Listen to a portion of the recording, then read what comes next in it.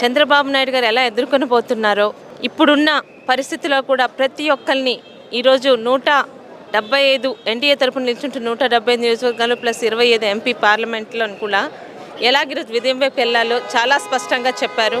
ముఖ్యంగా ఉత్తరాంధ్ర నుంచి చెందిన అమ్మాయిగా గత 5 సంవత్సరాలు ఉత్తరాంధ్రలోని సాగునీరు తాగునీరు ప్రాజెక్టులు చెట్టుకెక్కించి ముఖ్యంగా విశాఖపట్నం మీద కపట ప్రేమ చూపిస్తూ ఈరోజు రుషికొండను కూడా బోడిగుండు కొట్టేస్తూ ప్రశాంతతని ఇష్టపడే విశాఖ ప్రజల్ని ఈరోజు భయభ్రాంతులు గురి చేస్తూ మరి నిన్న జరిగిన సంఘటన మాత్రం విశాఖ ప్రజలు చాలా భయాందోళనకు గురవుతున్నారండి. ఎక్కడ విశాఖపట్నం ఎన్నో జాతుల వాళ్ళు, ఎన్నో మతాల వాళ్ళు, ఎన్నో రాష్ట్రాల వాళ్ళు చాలా ప్రశాంతంగా అభివృద్ధి ఒక్కటే కోరుకుంటూ ఉన్న ఉత్తరాంధ్రలో నిన్న 25,000 కేజీల ఒక అంత పెద్దది ఒక నిజంగా రావడం అన్నది, అది కూడా విశాఖ పోటీకి అనేది ఏం చేస్తున్నారు విశాఖని? ఇదేనా మీరు చెప్పిన ఒక ఛాన్స్? ఇదేనా అభివృద్ధి?